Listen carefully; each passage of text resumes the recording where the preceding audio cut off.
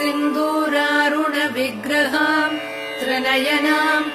माणिक्यमौलिस्फुरत्तारानायकशेखराम् स्मितमुखीमापीनवक्षोरुहाम्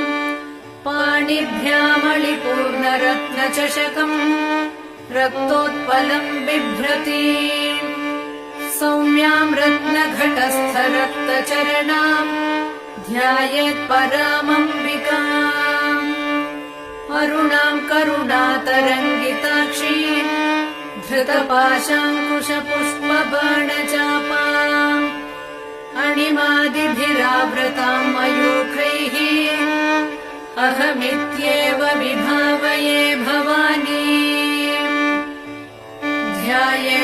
ध्यायेत्पद्मासनस्थम् विकसितवदनाम् पद्मपत्रायताक्षीम्